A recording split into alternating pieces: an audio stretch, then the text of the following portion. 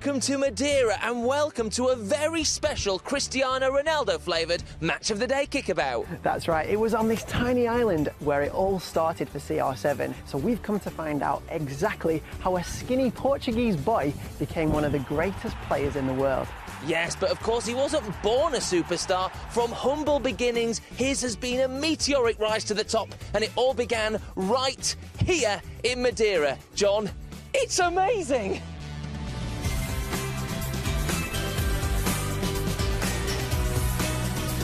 Stay tuned for the next 20 minutes as we hit the streets where Ronaldo grew up and visit his first football club. A United cult hero gives us the inside track on his Manchester days. Farnworth's got an amazing guide on how Cristiano can inspire you. And we hear from the man himself.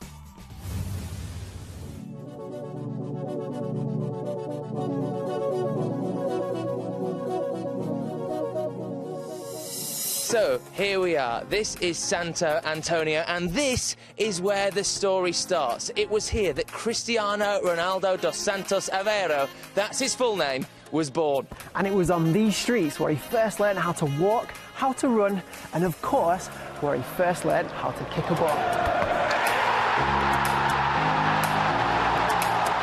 Tell you what, John, it's no wonder Ronaldo's leg muscles are so strongly developed. It's so steep round here. I know what you mean. Ronaldo was the youngest member of his family, and he had to squeeze into a tiny bedroom with his older brother and two older sisters. His mum was a cook and his dad was a gardener. Now, the Aveiro family were quite poor. Some Christmases, they couldn't even afford presents, but they were very happy and they were very close. Yeah, and Ronaldo admits that even though he didn't always have the toys that he wanted, he was still spoilt with love and affection. Clearly, his was a really happy childhood.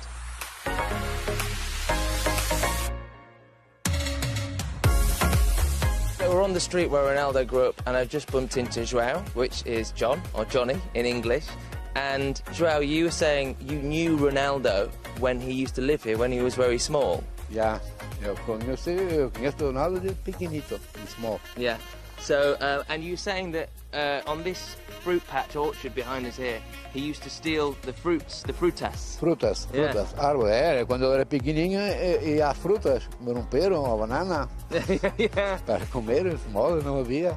Who doesn't want a banana? Clearly, Ronaldo was a fan. Era good boy, good boy. Ronaldo's first club was the little-known Adeirinha, where his dad was the kit man. He enjoyed his time here, but when CD Nacional came calling, the biggest team on Madeira, he just couldn't resist. Let's go check out where he used to train.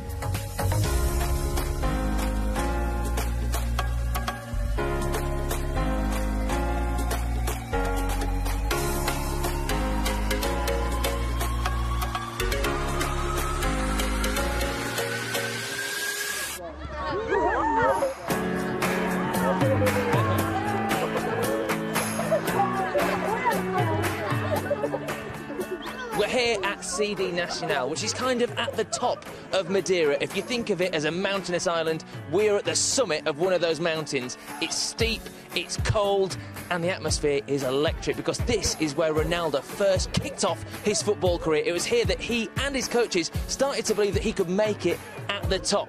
And if you look behind me, there's a load of budding Ronaldos even today.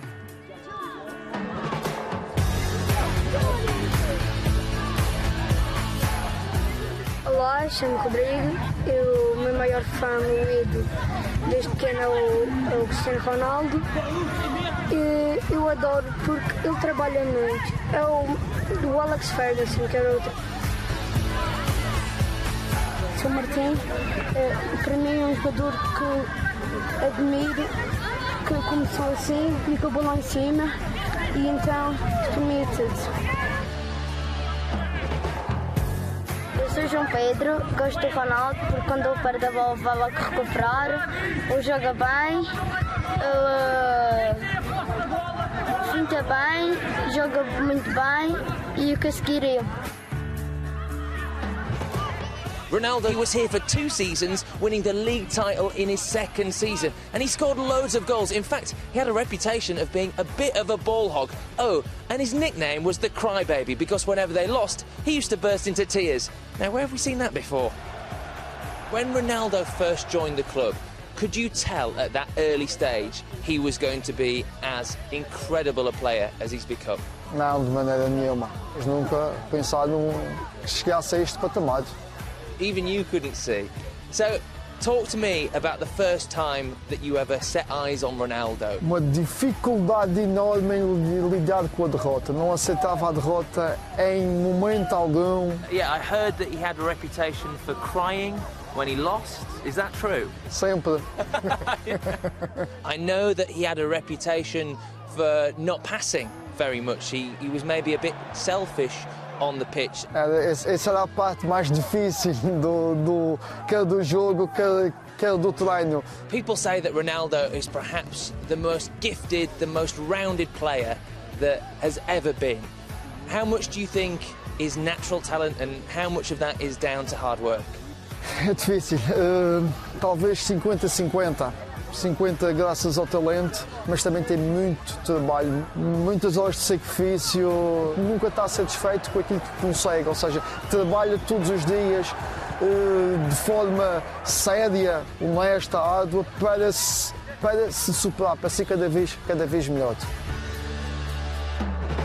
So, Ronaldo had taken Madeira by storm, and by the age of 12, Portuguese giant Sporting Lisbon wanted Cristiano to join them.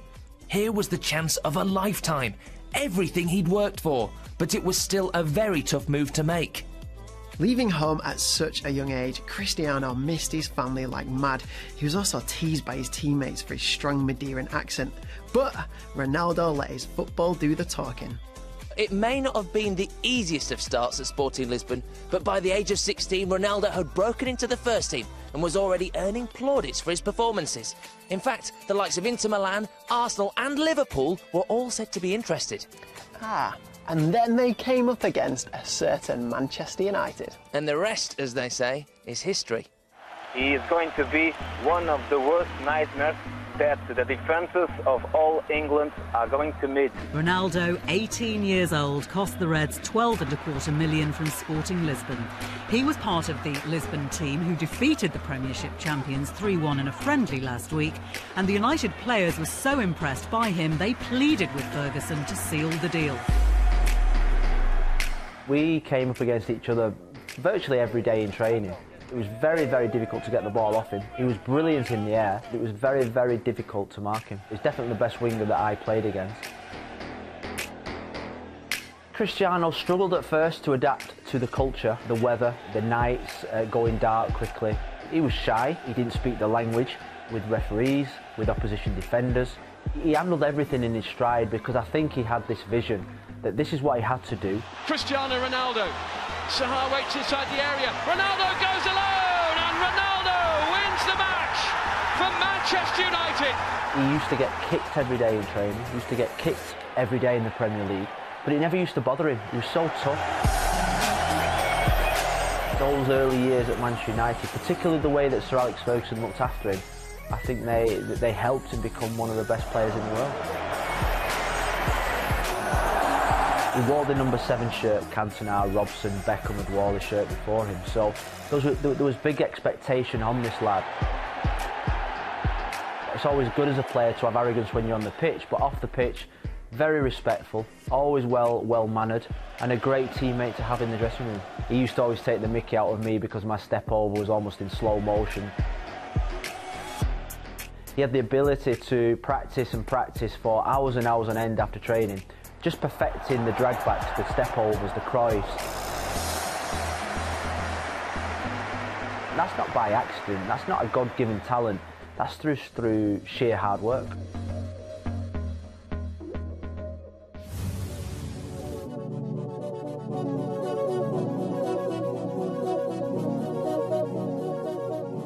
At Old Trafford, Cristiano Ronaldo turned his wonderful potential into world-class talent. By 2008, he'd won the Champions League trophy with Manchester United, and later on, FIFA crowned him the best player in the world. CR7 still wanted more though, so a world record move took him to Real Madrid and face-to-face with Barcelona's Lionel Messi. One of the greatest ever sporting rivalries was born. But exactly how did Ronaldo make it to the very top? And how can you, yes, you, learn from the example he set for other young footballers? Over to you, John. Growing up as a Man United fan, watching Ronaldo was very special. He made me feel that anything was possible with a ball, and by introducing skills into a game, he brought everyone's attention to freestyle and paved the way for people like me. Now, Ronaldo means a lot to me, but I think you can be inspired by him too. So what are his biggest qualities, and how can you learn from them?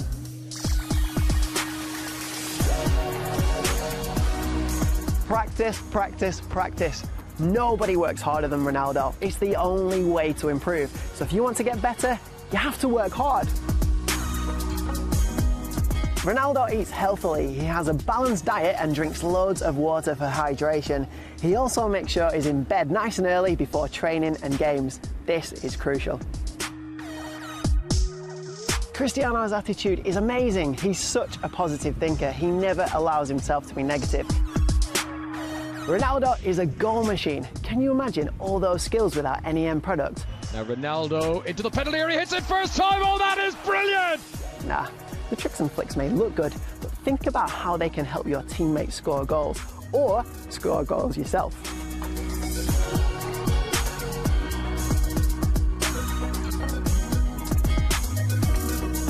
This is where Ronaldo is so much different than Messi. The Barcelona genius is small and he makes the most of it. Cristiano has developed his physique so he can be powerful and strong on the pitch. Ronaldo and Messi are both quick, but no matter what your physique is, you can always work on running faster. I can't think of any weaknesses in Ronaldo's game. He has got absolutely everything. He's got a left foot, a right foot, he can play the short game, the long game, pace, power, skills, free kicks and penalties, and lots and lots of goals. Great cross in, great header, 1-1! Fantastic Ronaldo header! So if you want to be a better player, make sure you are always adding new things to your game, especially using both your feet. Cristiano would be nothing without the entertainment factor. Chops, step-overs, rabonas, outrageous goals. He's just so exciting to watch. And making people smile is just what it's all about. So, be yourself, be creative, express yourself with the ball and enjoy it. That's what I do, that's what Cristiano does, and that's how to really become a better footballer.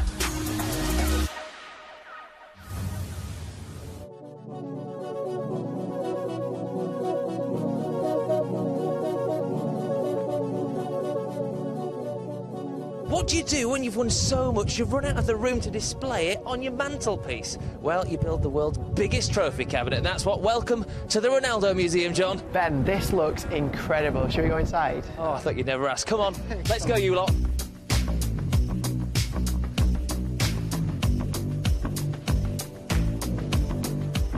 So straight off, we've got pictures of Ronaldo with all his trophies.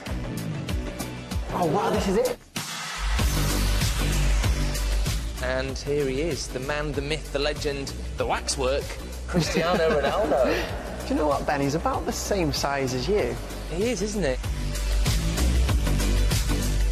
Look at this, right in the heart of the museum, an incredible corridor of success. I mean, John, first off, we got the Champions League trophy. Ronaldo's won 3. I mean, that's just greedy. Look at all of these. That's one where they won 9-1, apparently, 5th of April 2015. Ronaldo scored 5 goals then. This is the Spanish La Liga trophy. Huge. It's massive. Physically, I don't think I could lift that. No. I would struggle. That's big. I would give it a try. Yeah. I'd have to work out first. Look at this, there aren't just football trophies in here. These were given to Ronaldo by the President of Portugal, and they're the equivalent of a knighthood. Do you want a photo, Chris? Yeah?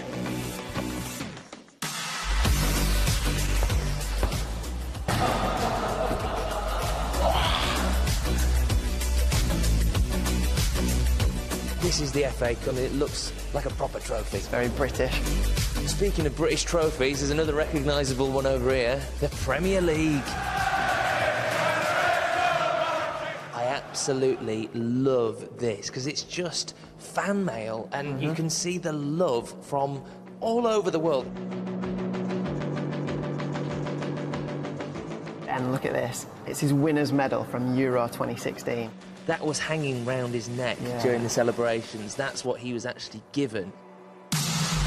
This is something that meant more to him than just the medal. This is like the pinnacle of his achievement, particularly after Portugal missed out on winning Euro 2004 when he was 19. This is what really sets Ronaldo perhaps above anyone of his generation, in that he's achieved at a club level and now at international level. The Ballon d'Or. It's spectacular. It's the only way to describe it. It's come down to hard work and practice every single day, hasn't it? So this must be a crowning achievement in his career. Absolutely. You can see why he's put it right bang in the middle of the museum. Yeah, it's in a good spot here, isn't it? The Ronaldo Museum is incredible. And just when we thought it couldn't get any better... Ben! It's Ronaldo! Look how much you look like Ronaldo. Sim. Dizem, muita gente diz que eu sou parecido com o Cristiano. You grew up with Ronaldo here on Madeira. Who was the better player? Was it him or was it you? Eu jogava um pedacinho melhor, que era muito mais velho. É normal que jogava um pedacinho melhor. Ele pode perguntar ao Ronaldo e o Ronaldo vai dizer a mesma coisa que eu estou a dizer, que eu jogava muito bem à bola. Wow, so there's not many players who can say they played in the same team as Ronaldo and were better than them. You know him at home, what he's like when he's not on the camera. What's he like to know as a cousin? O Ronaldo, quem conhece o Ronaldo de miúdo até agora, o Ronaldo é uma coisa impressionante. A fama não lhe subia à cabeça. Obviously, he's a brilliant cousin. Is there anything bad about him? Does he have any bad habits? A única coisa que eu posso dizer de negativo é que ele é teimoso e que não gosta de perder. Mesmo a jogar em casa às cartas ou qualquer jogo, nunca gostou de perder. Excellent. Well, Nuno, it's been a pleasure. Lovely to meet you. And there you have it. Never play snap with Ronaldo.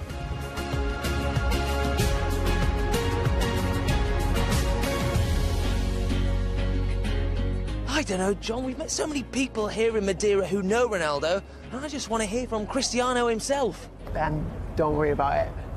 Check this out. It's not about the money, it's about the passion. For me, this is the most important thing. To be in my shoes is not easy, but I'm not complaining. I feel happy. All this happened because of the reason. The reason is I'm unbelievable inside the pitch. In my mind, not just this year, but always, I'm always the best. Basically, I win everything in terms of individual and collective. For me, rivals don't exist. Here in football, no, it's just a game. So want to do it his best for his club, for his national team, and I want to do it the same. We share all the time the same places, so I have a good relationship with him. I want to carry on the last 5-6 years more, and then we'll decide what I'm going to do. This moment I'm so glad and happy here in Real Madrid, but as I say many times, the future nobody knows. I'll tell you what, Ben, I am fascinated to hear what Ronaldo will do when he retires, but like you said, nobody knows what the future will hold. I know, Ronaldo in a new job. Imagine that. CR7 as an accountant, as a gardener, as an astronaut. All good suggestions, Ben, but I think we should find out from the real experts. I think he should be a rock star called Cristiano Ronaldo. I think he should be a sewage farm tour guide because it's about time he's had a few stinkers. He could become the Portuguese manager and add another trophy to his collection. I think he should go to Molineux and learn to play some proper football. He would be a hairdresser because his hair is always so immaculate. Grade 1, please. Sure. Well, whatever Ronaldo decides to do once he retires, one thing's for sure, John, he's a definite contender for the GOAT. Yo, what has a GOAT got to do with Ronaldo? No, not a GOAT. GOAT, greatest of all time. I like that, that's good. I'll give you that. Yeah, thank you, I was pretty pleased. Well, look, it's the end of our journey here in Madeira to find out the truth about Ronaldo. It's been inspiring, it's been amazing, we've loved it, we hope you have too, and hopefully someone out there watching might be the next Ronaldo. I hope so too. For now, though, see ya.